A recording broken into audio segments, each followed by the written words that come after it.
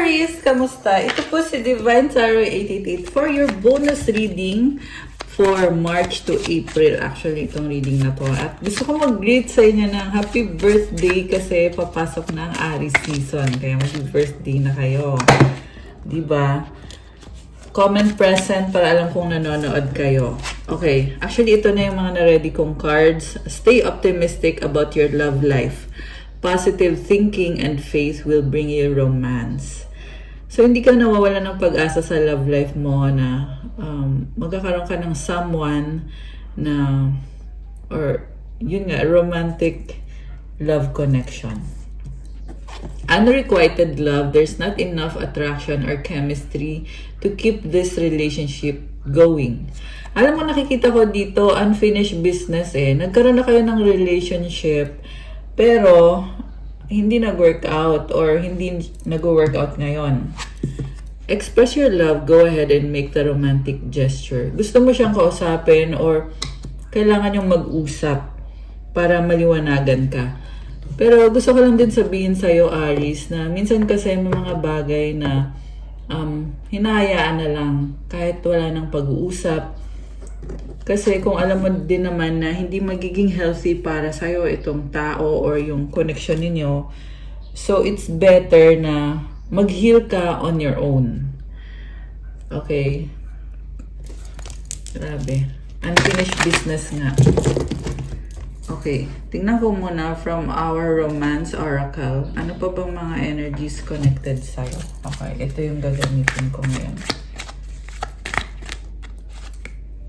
Baggage, emotional baggage can weigh down relationships, unpack it. Okay, may baggage, ibig sabihin may hindi mo pa nailabas yung mga emosyon mo. So you need to unpack, ibig sabihin pag nailabas mo na yan or na-express mo na or naiyak mo na, magkakaroon ka ng healing. Siguro ngayon nafe-feel mo emotional ka. Unseen, love can be blind. Ensure you're not overlooking red flags. I'm hearing na nagmukha kang tanga. Kaya masakit para sa'yo yon. Okay? Proposal, an offer or proposal in the near future that comes as a surprise. So sinasabi ni Universe sa'yo, huwag kang mag-alala. Meron din tao na magpropose sa'yo. Masusurpresa ka or mabibigla ka. Gift, love's greatest gift is the ability to truly understand one another.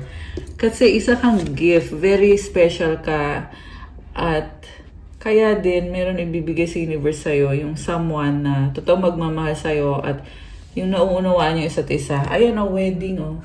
Taking your relationship to the next level, one step at a time. Ito talaga yung nakikita ko for you, Aries. I feel like yung kailangan mo na lang gawin is ipagdasal ito para ma-manifest mo siya. Mag-meditation ka, prayer. Okay. Or kung paano mo ginagawa yung manifestation mo. Kasi deserve mo to. Hindi mo deserve yung taong nagpaiyak sa'yo, yung nanakit sa'yo. So, also, kailangan mo din, syempre, makipag-usap sa iba-ibang mga tao, mag-mingle, makipag-date. Okay, yan ay para sa mga single. Pero kung ikaw naman ay nasa isang relationship na nakikita ko na magkakaayos kayo kung magkakaroon ng pag-uusap. Kasi kailangan mong ilabas yung mga nararamdaman mo, kung ano yung totoong nararamdaman mo.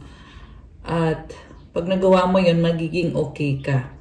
Magkakatuluyan naman kayo nitong person na to. Okay. Together, find joy in the simple pleasures of just being together. So, ayan, like I said, magiging okay ang lahat. Meron naman dito, guys, na hindi nag-workout, na feeling mo nagsisettle ka na lang. Kaya sabi, avoid settling for less than you deserve in love. Okay. So, remember, general reading po ito. Iba-iba din kasi kayo ng sitwasyon sa nakakita ko. Pero kung gusto nyo ng one-on-one session, pwede naman kayong magpa-private reading. Connection, love is the bridge connecting souls. Cherish those connections. And sparks, keep the sparks flying. Surprise each other with gestures of love. Very fiery and passionate ng energy mo. Talagang makukuha mo kung anong gusto mo, Aries. If you set your mind or you do what you need to do, talagang nakukuha mo. Kasama na din dyan yung sa career mo. Hindi lang yan sa love life. Okay, tingnan natin from the tarot cards. Okay.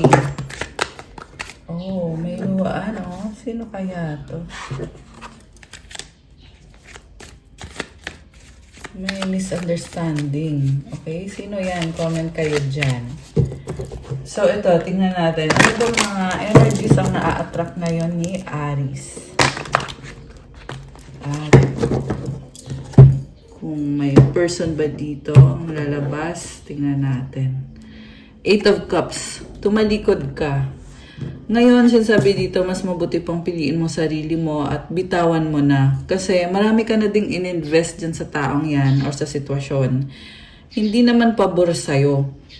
Pwede ka namang mag-let go at mag-move on. Kita mo yung crescent moon. Sinasabi dito, may momentum ka eh. Ibig sabihin, handa ka tumalikod. Grabe, ganun ka-strong. Crossed by the Hermit. So, mukhang meron kang mga doubts. Kasi iniisip mo kung ano talaga makakabuti para sa'yo.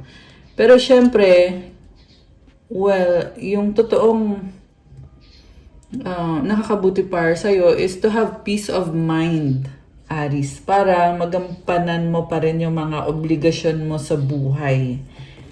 Okay. The Emperor. Wow! So, ikaw to. This is Aries energy, itong Emperor. Ibig sabihin, you are an action taker, a risk taker. Strong ka. Sabi ko nga kanina, kahit anong gawin mo, makukuha mo. I mean, as long as gawin mo yung best mo, talagang nakukuha mo yung manifestation mo.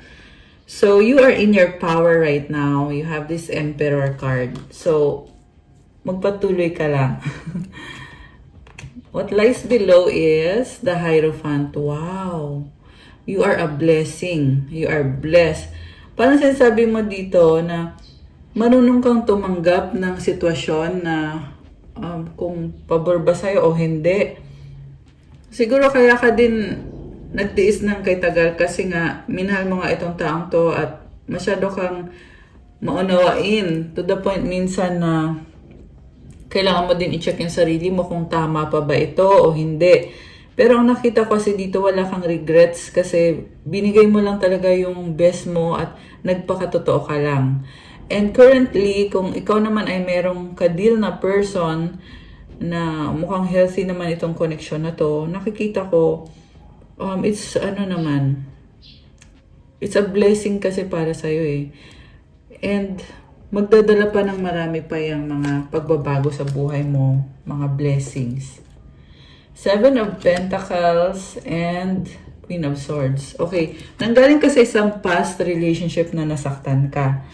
Pero, meron dito, ito na nga, natututo kang lumaban at tumalikod at prioritize mo yung sarili mo. Ay, sorry. Pero sa near future, nakita ko dito na mag-iisip ka ulit kung anong susunod na gagawin mo, lalo na yung sa stability mo. So, I just want to tell you na kaya mo naman on your own. And yung tamang person ay dadating naman yan sa tamang panahon. Kaya huwag kang mag-alala. Kasi parang nag-aalala ka dito na nasa tamang landas ba ako? Tama ba yung naging decision ko? So, 3, 4, 5, angel numbers on the screen. It's telling me na medyo malayo pa yung journey mo. Pero, syempre kailangan mo ding ipag-pray kay God kung ano yung wish mo para ibigay na niya yan sa'yo. So, bottom of the deck, tingnan natin Oh, 10 of Pentacles. It's a family. It's actually a legacy. So, mukhang meron ka na itong either family or legacy or bahay or lupa. And it's very stable. So, it's also money, guys. So, many of you, Aries, na naghihintay ng blessing, financial blessing. Ito na, lumabas na dito with the Ace of Cups. It symbolizes new beginning. Ace is a very fresh start. Ito yung tingnan mo oh, merong sun rays, di ba? And merong mga lotus flower. It means na may mga pinagdaanan ka, pero nagbo-bloom ka, you are blossoming. Oh, may nakita kong mga pag-uusap. Okay, meron kang mga makakausap na mga tao or gustong kausapin. And then, ito, i-claim mo na to kasi it symbolizes legacy, money, property, bahay, comment, claim, abundance. I-claim mo na yan. Claim wealth. Oh, Six of Rods, Queen of Pentacles. Alam mo, sabi lang dito, deserve mo to eh. Itong mga financial blessings na natatanggap mo at marami ding mga taong humahanga sa'yo, natutulungan mo. Kasi you are very practical and reliable. So, yung mga doubts mo sa sarili mo or sa sitwasyon mo, yan yung mga bagay na kailangan mo sabihin kay God. Okay? Kailangan mo yung ipagdasal. Kasi, nakikita ko naman very stable ka. You are doing so well. At itong past situation na hindi nag-work out, just let it fade away. Yan yung narinig ko eh. Okay? So, current energy mo is Ace of Cups. Alam mo, merong person dito na nag-iisip siya or iniisip ka niya, okay? So, hindi siya makapag-desisyon itong taong to na nag-iisip sa'yo, Aries. There is attraction with the Ace of Rods. Sabi dito, friend mo itong taong to, or sabihin natin, oo, special nga yung connection ninyo, pero kino-consider ka niya as friend. Baka may kadil kang air sign, Gemini, Libra, Aquarius, although this can be any sign. Okay? Pero itong person na to, may mga fears and medyo hindi healthy. Irrational fears, yan yung naririnig ko. May attraction. Oh, Three of Swords is here. Alam mo, ang nakita ko dito, hindi to magre-resonate sa lahat. Pero itong person kasi na to, may bago na siya eh. Hindi siya makaalis dun sa bagong person or sa bagong sitwasyon. Pero hindi siya masaya dun. Okay, yan yung nakikita ko dito. Ayan o, Four of Pentacles. Parang matamlay. Yan nakasimangot. So, gusto ka man niyang kausapin, pero inisip niya na binaon na niya sa limot yung mga nangyari sa inyo. So, wala na din siyang magagawa. Pero, sa totoo lang, gusto niyang mag-reach out. With this Ace of Rods, may ano pa rin siya. May nararamdaman pa rin siya, aminin man niya o hindi. Okay? So, kung sino tong nagtatanong about sa ex nyo or sa past person nyo, yan ang sabi dito, guys. Gusto pa rin niyang magkaroon ng connection sa inyo, sa'yo, Aries. Okay. What's coming towards you? Tingnan natin. Seven of Rods, Four of Cups, Ten of Rods. Okay, someone is tired. So, hindi mo na ito tatanggapin. Pero may galit ka pa dito eh. And merong resentment. So siguro kailangan mo ding patawarin yung person para ikaw mismo makapag-move on ka na din. Okay, Seven of Rods. Kasi napagod ka, na-drain ka sa taong to. So kaya mo ngayon nararamdaman yung galit na sinayang niya yung oras mo, yung sincerity mo, yung pagmamahal mo. Grabe. So, hindi mo na siya ngayon matatanggap. Yan ang sabi dito. King of Rods. Okay, meron dito, Aries, na may gustong mag-reach out sa yung person na gusto ka talaga makausap, makasama. Okay? Nasa sayo na yon kung anong magiging decision mo. Pero, itong person na to ay medyo defensive siya. Gusto niyang ipaliwanag yung mga ginawa niya, yung mga desisyon niya. At the same time, nahihiya din siya sa'yo kasi mukhang may ibang mundo din naman kasi siya. Gusto din niya mag-focus sa sarili niyang buhay. Hindi siya masaya ngayon. Ayan ang sabi dito. Okay. Ay, okay, nag-flip tong mga cards na to. Oh, okay. I'm seeing na may mga tao sa paligid niya na Pwedeng nagja-judge sa kanya. Okay. So, what's the outcome for Aries? Outcome. Four of Swords. Ace of Swords. Pahinga. Pahinga ang sabi dito eh. You're in the process of healing. Siguro kailangan mo lang din ikalma yung isip mo. Kasi pag kalmado yung isip mo, naliliwanagan ka. Kasi itong Ace of Swords, this is a new idea. Okay?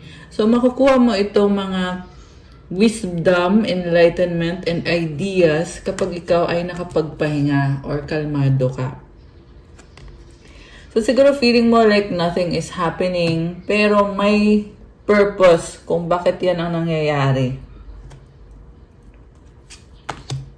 Nine of Cups, Eight of Pentacles, Five of Pentacles.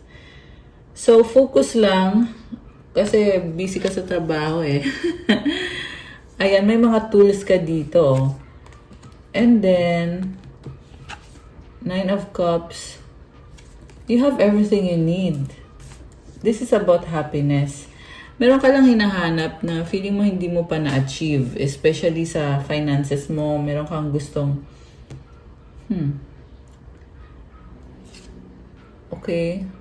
Pwede yan. May binigyan ka ba ng pera at nawala yung pera? Okay. So, yeah, sabi naman dito, naghihintay ka. You will be okay. In fact, dapat i-enjoy mo din yung mga blessings kasi minsan hindi mo na napapansin yung blessings kakabisi-bisihan mo sa trabaho. Ayan. Ang maganda kasi dito, you are very reliable.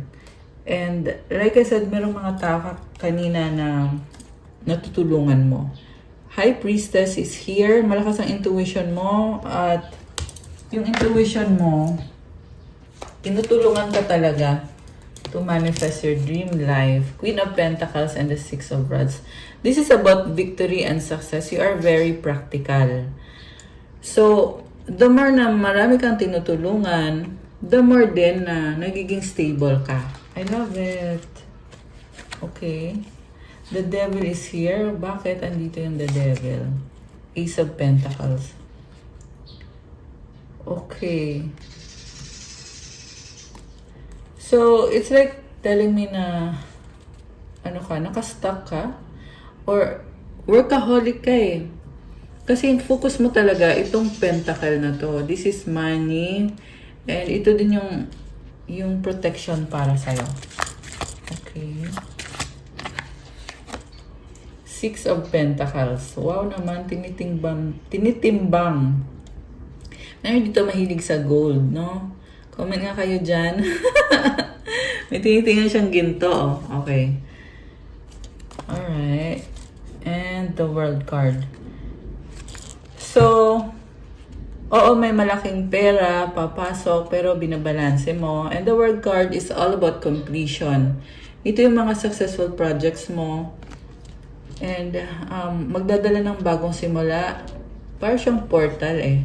Na itong mga achievements mo sa finances mo or yung mga projects mo, nagbubukas ng pintuan para sa'yo. So, anong mga paparating naman na energies? Okay. Tingnan natin. Confusion. All seekers of truth will experience confusion. Ask the universe to provide the answers you need. Okay. Nakakalito din. Nalilito ka. Kasi you are a risk taker. Okay. Pero sabi nga dito, ask the universe. Ibig sabihin, ipagdasal mo kay God. At pakinggan mo din yung guidance na binibigay. Kasi yan na yon. Hindi mo na kailangan mag-alala. Mabibigyan ka ng guidance. Observe. Notice all the noteworthy things in your relationship. You are very observant. Uy, tumalon. Ano to? Link. The bond of love grows stronger over time. Alam mo, merong unhealthy connection na kailangan mong i-let go. Kailangan mong mag-cleansing. Kailangan mong i-release yung taong yan sa sistema mo or sa buhay mo. Pwede yung ex mo, pwede may bago ka na ngayon, pero may ex ka na nagkukos ng confusion sa'yo. So, mag-salt bath ka and do meditation rituals to cleanse yourself from your past, to release your past wounds. Ayan. Maganda din guys, meron kayong mga crystals, kagaya nitong mga, or bracelets. So, message kayo sa akin. And yung mga crystal bracelets pa galing sa akin, may mga rituals po at special prayers and mantras. So, kailangan mong i-release yan para once and for all, gagaan yung pakiramdam mo. Okay? Kailangan mo nang bitawan yan. Indication, watch out for signs that lead you to true love. Ay na nga, malilito ka kasi dahil dito sa nangyari sa inyo, sa past person na yan.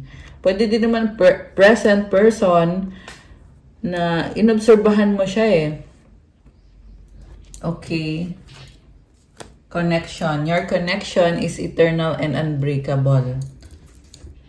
Ayan, so may person dito na ayaw humiwalay sa'yo. So, tingnan mo kung makakabuti ba siya para sa'yo o hindi. Okay? Ano pa? For Aries. Surprise! You may be surprised. Okay, maganda to. So, i-claim mo yung surprise na yan.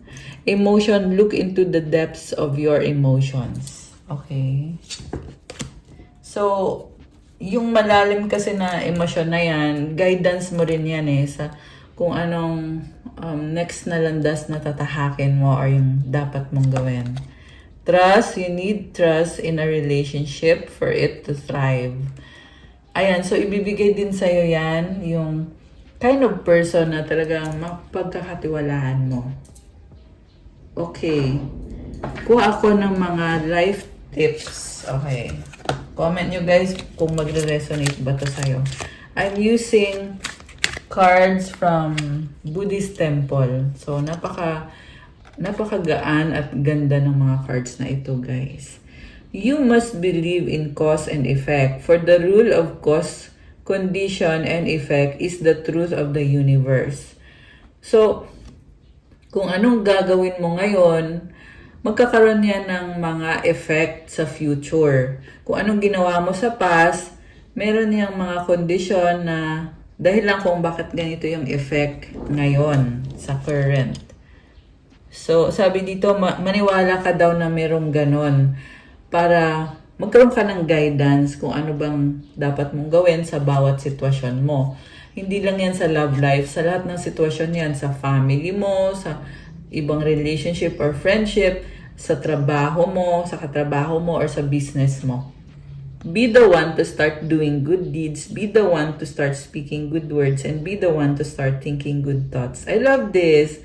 Kung nakita mo sa ibang tao na parang magulo or alam mo yon, ang sabi dito, ikaw daw yung maging or sa iyo manggaling yung mabubuting salita, gawain, pag-iisip. You are the one na, kumbaga para kang influencer.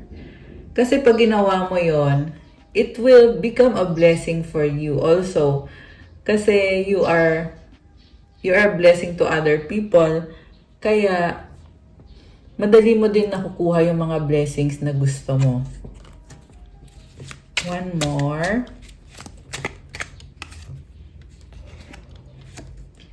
Attainment is only made difficult when one chooses to be discriminative, dubious, and intractable. Rather than being unduly doubtful and suspicious, one may as well focus resolutely on the right path to truly connect with the way.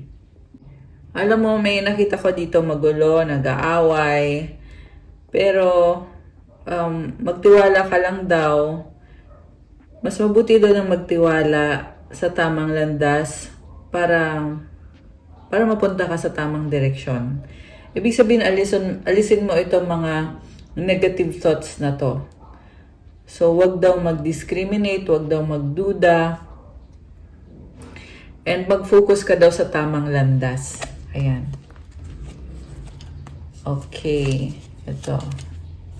Do a handful of good deeds, speak a mouthful of good words, show a face full of smile, and have a heart full of joy. These make us truly wealthy ones in this world.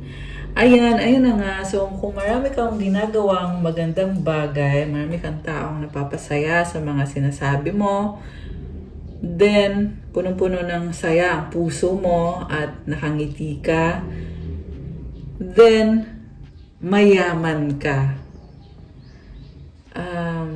Ikaw yung tunay na mayaman. It makes you truly wealthy. Ayan, grabe, love that. Sobrang optimistic. Okay, this is the last one.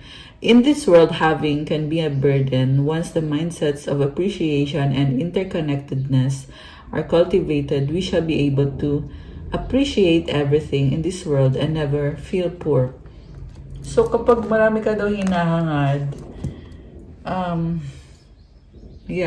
burden daw yun. Marami kang hinahangad sa buhay. Pero, kapag ikaw daw ay na-appreciate mo yung mga maliliit na bagay, lahat na-appreciate mo, malaki man o maliit na bagay yan, then, mayaman ka. Hindi mo ma-feel na mahirap ka. Instead mo feel mo na mayaman ka, you are connected. Grabe, I love this. Actually, ito na nga yung vibe mo, Aries eh. Kaya, sobra kang blessed kasi na-appreciate mo lahat ng bagay, malaki man o maliit. I love that.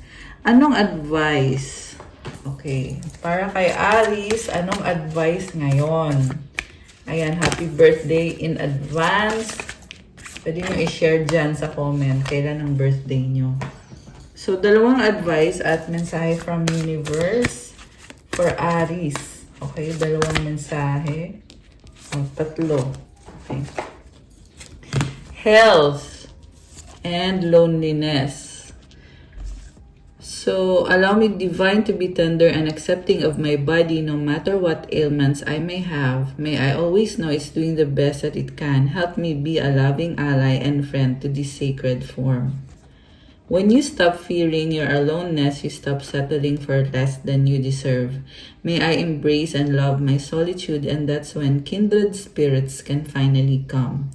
I love this. Kahit mag-isa ka, mabibigla ka kasi yung mga taong makakabuti para sa'yo ay talagang bigla na lang yan dadating. Papasok sa buhay mo yan na parang surprise. Okay, so ito yung from the universe. There is nothing sexier than my authentic truth. Thank you, universe, for helping me see beyond the limits of fear. Thank you for expanding my perceptions so that I can see what is of the highest good. I love this. See beyond the limits of fear. Ibig sabihin yung fear na yan, dapat paalisin yan. Okay? Sabihin mo, fear, umalis ka. You have no place here. Also, pray the blood of Jesus Christ to protect you. Sabihin mo, fear, go away. Ganun mo si fear. Alis, alis. Issue mo. Ganunin mo. Okay? So, I love it. So, tinutulungan ka ni universe na maging more optimistic and more positive. I honor how I want to feel. So, this is your process and, mahalaga yan, i-honor mo yung emosyon mo. And, napaka-sexy and attractive mo. Nothing sexier than my authentic truth. So, ibig sabihin magpakatotoo ka kasi it makes you really sexy. So, that's all for your bonus reading, Aries. Happy birthday again. Thank you for watching. Please like, comment, subscribe, hit the notification bell. Kung kailangan nyo ng gabay, kung nag-resonate kayo at kailangan nyo ng one-on-one session, you can book a private reading. Message nyo ko sa Viber or sa WhatsApp. Nasa description box po yung contact details ko. I-click nyo po dyan at message nyo ko either sa Viber or sa WhatsApp.